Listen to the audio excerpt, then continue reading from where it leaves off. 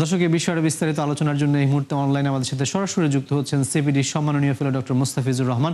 Doctor Mustafiz, আপনাকে স্বাগত জানাচ্ছি একাত্তর বিজনেসের এই আয়োজনে। আপনি নিশ্চয়ই আমাদের সংবাদগুলো পর্যবেক্ষণ করছিলেন। সেখানে আমরা দেখলাম যে টানা 8 মাস পতনের পর প্রায় 33% আমাদের প্রবৃদ্ধি হয়েছে। এটি আসলে ধরে রাখাটা কতটা চ্যালেঞ্জিং হবে? কারণ গ্লোবাল পার্সপেক্টিভের দিকে যদি আমরা তাকাই, সেখানে কিন্তু সরকার এবং উদ্যোক্তা দুজনের জন্য কিন্তু বড় ধরনের একটা চ্যালেঞ্জ রয়েছে। সেক্ষেত্রে আসলে কি করণীয় বলে আপনি মনে করছেন? আপনাদের প্রতিবেদন থেকে এটা তো উঠে এসেছে, আপনি যেটা বললেন এটা তো একটা ইতিবাচক সংবাদ যে আমাদের 33% মতো গ্রোথ এপ্রিল মাসে হয়েছে।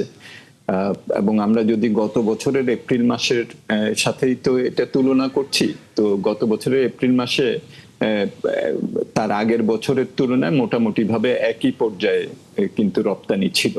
সুতরাং সেইটা বেসটাও একটু খেয়াল রাখতে হবে যে আমরা একটা উঁচু মাত্রার উপরে আবার একটা উঁচু মাত্রায় প্রবৃদ্ধি হয়েছে, সেটা কিন্তু বলতে পারছি না। এটা হলো এক। দ্বিতীয় যেটা, সেটা হলো যে আমাদের এর মধ্যে জ্বালানির দাম ইত্যাদি বাড়ায় এবং শিপিং কস্ট এগুলোও বাড়ছে। সুতরাং আমাদের খেয়াল রাখতে হবে যে আমাদের ডোমেস্টিক ভ্যালু এডিশন কি হচ্ছে, অর্থাৎ আমাদের স্থানীয় মূল্য সংযোজন কি হচ্ছে। কারণ জ্বালানির যখন মূল্য বৃদ্ধি হয় তখন তুলা সুতা থেকে শুরু করে সবকিছুরই আবার দাম বাড়ে। তো আমাদের স্থানীয় মূল্য সংযোজন কিন্তু ওই হারে আবার বৃদ্ধি হয় নাই বলে মনে হয়, যে হারে আমাদের যে রপ্তানির মোট যে মূল্য সেটা দেখাচ্ছে। তবে এটা ইতিবাচক অবশ্যই। আমাদের তো জুলাই মাসে একবার 25% মতো গ্রোথ হয়েছিল, তারপরে তো ধারাবাহিকভাবে 8 মাস আমাদের নেতিবাচক প্রবৃদ্ধি হয়েছে। তো সেই তুলনায় এটা ভালো।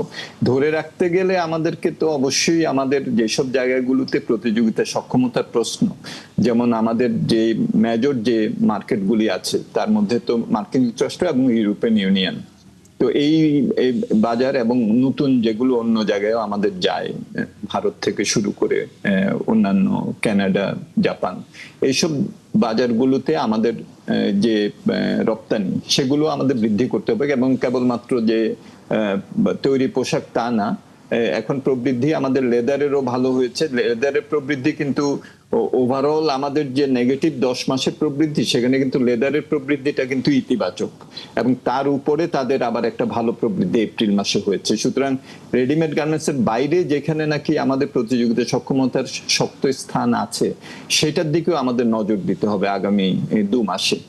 আমার মনে হয় যে যদি আমাদের এই ধারাটা অব্যাহত আমরা রাখতে পারি, তাহলে হয়তো জুলাই জুন এই যে চলমান যে 2025-26 অর্থ বছর, সেখানে আমরা নেগেটিভ যে গ্রোথ রেটটা আছে এখনো 2% মতো, সেটা থেকে আমরা বেরিয়ে আসতে পারবো। কিন্তু সেটা করতে গেলে আমাদেরকে কিন্তু এই আগামী 2 মাস বিশেষভাবে যত্নবান হতে হবে।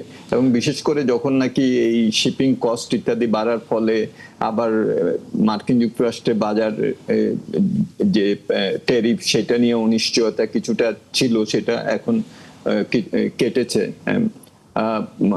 ইউরোপিয়ান বাজার আমাদের সবচেয়ে বড় ওইভাবে ধরলে।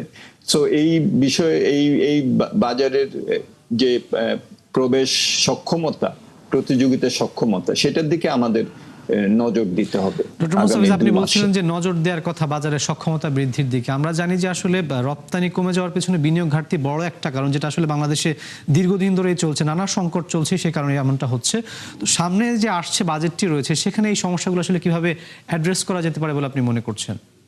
একটা তো হলো যে এই চলমান অর্থ বছর এখানে আমাদের যে ক্যাপাসিটি আছে, ওই ক্যাপাসিটি আমাদের সারপ্লাস কিছু ক্যাপাসিটি আছে, ওইটা দিয়েই আমরা যদি চাহিদা বাড়ে সেটা আমরা সংকুলন করতে পারবো। কিন্তু সামনের দিকে যদি এগিয়ে যেতে হয়, তাহলে তো অবশ্যই আমাদের সামষ্টিক অর্থনৈতিক স্থিতিশীলতা, যেটা এখনো বেশ নাজুক অবস্থায় আছে, ইনফ্লেশন হাই, আমাদের বিনিয়োগে স্থবিরতা দেখছি আমরা, এটা কাটাতে পারছি না। সুতরাং বাজেটে আমাদেরকে অবশ্যই চেষ্টা করতে হবে যাতে করে আমাদের মূল্যস্ফীতিটাকে আমরা হ্রাস টানতে পারি, এবং সেটার মাধ্যমে আমাদের ব্যাংকের যে ইন্টারেস্ট রেট, সেটাও আমরা লেন্ডিং রেট, সেটা আমরা কমাতে পারি, এবং ব্যক্তি খাতকে চাঙ্গা করা। এবং এইটা কেবলমাত্র যে ব্যাংকের ইন্টারেস্ট রেটের সাথে জড়িত তা না, আমরা জানি যে আমাদের কস্ট অফ ডুইং বিজনেস অনেক, আমাদের পোর্টের টার্ন অ্যারাউন্ড টাইম, আমাদের সিঙ্গেল উইন্ডো যেটা আমরা করতে চাচ্ছি, আমাদের লজিস্টিক্স পলিসির বাস্তবায়ন, এইসব দিকগুলোতে তো আমাদের অনেক দুর্বলতা রয়ে গেছে।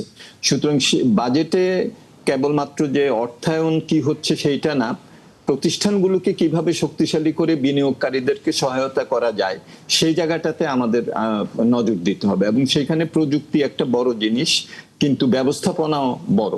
সো বাজেটে আমরা অর্থায়নের দিকে বেশি হয়তো নজর দেই, কিন্তু প্রতিষ্ঠানগুলির সক্ষমতা কিভাবে বৃদ্ধি করা, জবাবদিহিতা কিভাবে প্রতিষ্ঠা করা, আমার মনে হয় যে সেই ব্যবস্থাপনার দিকগুলিকেও আমাদের সমান গুরুত্ব দিতে হবে।